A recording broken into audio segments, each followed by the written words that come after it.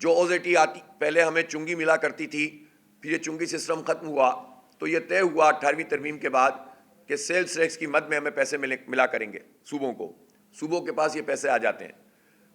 تو ان لیو آف آکٹرائے میں جو پیسے آتے ہیں وہ اس کا شیئر کراچی کا پہلے 30 جون 1999 کے مطابق 76% تھا.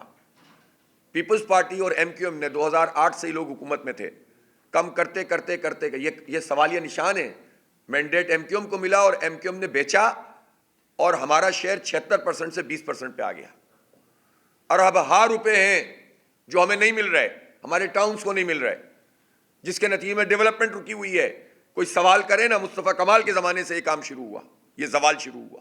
MQM تھی نا، پھر MQM ہے، اور مسلسل یہ پیچھے ہم چلتے چلے گئے. یہ ایک مثال میں آپ کو دے رہا ہوں. امپورٹ کے اوپر 1.2% ڈیوٹی ہے. انفراسٹرکچر وہ کراچی کو ملنا چاہیے. لاسٹ ایئر تقریباً 70 سے 80 بلین ڈالر کی جو امپورٹ ہوئی ہے، ایسا ہی ہے. اس امپورٹ پہ آپ لگا لیں 1 بلین ڈالر تو بنتا ہے نا ہمارا.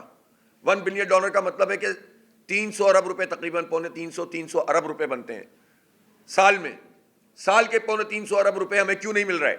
انڈسٹری کا بیڑا غرق ہے. پنجاب میں آپ جائیں آپ کو 1 ونڈو آپریشن ملتا ہے. یہاں پر آپ جائیں آپ کو 25 محکمے جبڑا مطلب منہ کھولے ہوئے آپ کو کھا رہے ہوتے ہیں. آپ کو اپنے 2 انڈسٹری کی املگمیشن نہیں کرانی ہو نا پلاٹوں کی، اگر انڈسٹری والے کو، تو اس کے 25-30 کروڑ روپے کھاتے ہیں یہ. سیلریڈ پرسنز کے ٹیکس کا کل آیا ہے ڈیٹا، تو پورے پنجاب نے جو ٹیکس جمع کرایا ہے وہ کراچی کے ٹیکس سے کم ہی ہے. کراچی کے سیلریڈ لوگوں نے جو ٹیکس جمع کرایا ہے وہ پورے پنجاب کے سیلریڈ لوگوں کے ٹیکس کے پیسوں سے زیادہ ہے. تو کراچی والے تو ہر لحاظ سے، اوور آل انکم ٹیکس ہمارا 42% ہے، ریونیو 67% ہے. 98% کراچی جو ہے وہ سندھ حکومت کا ریونیو جنریٹ کرتا ہے. تو ٹیکس ہم دیتے ہیں، سب کچھ ہم کرتے ہیں. تو یہ بیچ میں ایک مافیا والی کمپنی لا کر ان کی سارے گھپلے بازی میں کیوں حکومت ملوث ہوتی ہے؟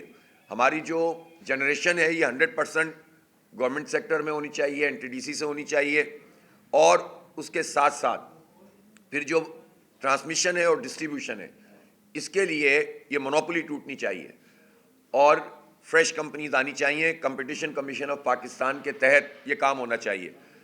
عملاً پرابلم یہ ہے کہ نیپرا ہو، حکومت ہو، کوئی بھی پارٹی، کسی پارٹی کی بھی حکومت ہو یا کیئر ٹیکر، سارے نہ جانے کس کے کہنے پر IMF کا مسئلہ ہے، ورلڈ بینک کا مسئلہ ہے، بین الاقوامی ساہوکاروں کا مسئلہ ہے، یا کرپشن کا مسئلہ ہے، کک بیکس کا مسئلہ ہے.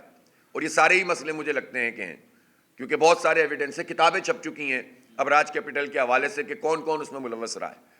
تو یہ ساری پارٹیاں کے الیکٹرک مافیا کو سپورٹ کرتی ہیں. اور یہ ہم پوچھنا چاہتے ہیں کہ 2018 سے اب تک کے الیکٹرک نے نیشنل گریڈ کو سے جو بجلی لی ہے اس کے کتنے پیسے قومی خزانے میں جمع کرائیں؟ 177 ارب روپے ہیں. اس کا کیا کیا جو نیا معاہدہ کیا ہے؟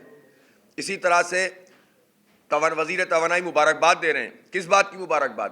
کراچی والوں کے 52 ارب روپے کھا گئی کہ الیکٹرک، کلو بیک کے پیسے ہمیں ملنے تھے. تو یہ کس کی مبارکباد دے رہے ہیں؟ تو اس کا مطلب یہ ہے کہ یہ سارے مل کر لوٹ مار کا نظام انہوں نے قائم کیا ہوا ہے. ان کو جو گیس ہے وہ بغیر معاہدے کی ملتی ہے، اور اس کے بھی یہ اتنے جو ہے نا نادہندہ بنے ہوئے ہیں. نیشنل گریڈ کے تو 562 ارب روپے تھے اور 170 ارب روپے تو یہ گیس کے ہیں. آپ اندازہ لگائیں کہ جو 800-900 ارب روپے کی نادہندہ پارٹی ہو، اس کے لائسنس کو ایکسٹینڈ کرنے کے لیے بھی سب لگے ہوئے ہیں اور اس سے معاہدے بھی کر رہے ہیں، جبکہ کراچی کو ضرورت ہی نہیں ہے بیچ میں اس فراڈ کمپنی کی. پاکستان کے برانڈز اگر پاپولر ہوں گے، 25 کروڑ کی آبادی ہے، اور پاکستان کی کمپنیاں پروموٹ ہوں گی تو پاکستان کی اکانومی بہتر ہوگی، بلکہ اس کے نتیجے میں ان کی ایکسپورٹ بھی ہوگی. ان کمپنیوں کی اس ایکسپورٹ سے ہمیں جو ہے وہ بینیفٹ ملے گا. تو یہ ایک لانگ ٹرم ویژن کے تحت پھر ہم نے فیصلہ کیا کہ نہ صرف وہ پروڈکٹس کے جو اسرائیل کو طاقت پہنچا رہی ہیں عوام اس کا بائیکاٹ کریں، بلکہ ان کا آلٹرنیٹ بھی، اور اس کے علاوہ بھی پاکستانی برانڈز کو ہم پروموٹ کریں اور لوگوں کے سامنے لے کر آئیں، جس کے لیے ہم نے دارالنور حق میں پہلے پروگرام کیا تھا.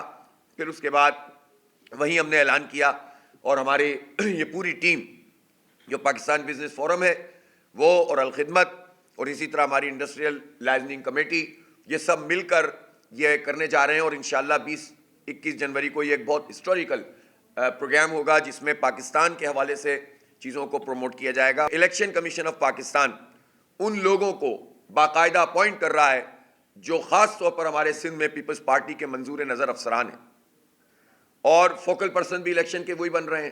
ڈی سیز کو یہ اختیار دیا ہوا ہے. اب مجھے بتائیں کہ ڈی سیز تو پچھلے 15 سال کا جو سسٹم کام کرتا رہا ہے, اس سسٹم میں ظاہر ہے انفلوئنسڈ ہیں پیپلز پارٹی کے, تو ان کی مرضی کا پورا عملہ اگر تعینات ہوگا تو پھر اس میں آپ کون سے الیکشن کی توقع کرتے ہیں کہ شفافیت ہوگی, جبکہ کتنے بڑے تجربے سے ہم گزر چکے ہیں. کراچی کے میئر کے الیکشن پوری دنیا میں لوگوں کو پتہ چل گیا کہ اس میں فراڈ ہوا, اس میں جعل سازی ہوئی, اس میں الیکشن کمیشن پیپلز پارٹی کی اے ٹیم کا کردار ادا کرتا رہا. انہوں نے نتیجوں کو تبدیل کیا اور کراچی کے عوام کا حق کھا لیا. تو میں سمجھتا ہوں کہ یہ بہت بڑا سوال ہے الیکشن کمیشن پہ اور عدالت عظمیٰ پہ, اور چیف جسٹس صاحب سے ہم اب بھی یہ ریکویسٹ کرتے ہیں کہ وہ ان تمام چیزوں کو اوور آل ریویو کریں, اور جہاں انہوں نے یہ کہا کہ ہم 8 فروری کا الیکشن 8 فروری کو کرنا چاہتے ہیں تو اس کی شفافیت کی بھی تو مانیٹرنگ کریں اور دیکھیں کہ یہ سب کچھ کیا ہو رہا ہے. اگر ایسا سب کچھ نہیں ہوگا تو پھر یہ تاثر بنتا ہے کہ اب تو بالکل سب مل کر ہی جمہوریت کے اوپر شبخون مار رہے ہیں اور جو ہے وہ کوئی پوچھنے والا نہیں ہے. بہرحال یہ چیف جسٹس صاحب کی کورٹ میں ویسے بھی بال ہوتی ہے, اور اب بھی یہ بال ہے, قوم کی مستقبل کا فیصلہ ہے. یہ الیکشن کوئی ایسی معمولی چیز تو نہیں ہوتے. تو لیول پلینگ فیلڈ ہونی چاہیے, اور کسی کی پارٹی کے ساتھ زیادتی اور کسی پارٹی کو بادشاہ سلامت بنا کے نہیں لانا چاہیے. یہ کہنا کہ 18 میں بھی یہی ہوا تھا تو ایک غلط چیز مثال نہیں بن سکتی. اگر 18 میں آپ نے یہ سب کچھ کیا تھا تو اس کا مطلب ہے آپ حالات سے سیکھے نہیں, آپ پھر یہ کرنا چاہتے ہیں, پھر اگلی دفعہ کچھ اور کرنا چاہتے ہیں. قوم کو اسی میں الجھا کے رکھیں گے, لوگوں کو نہیں چھوڑیں گے اپنے اوپر کہ وہ اپنے پسند کے لوگوں کو منتخب کریں.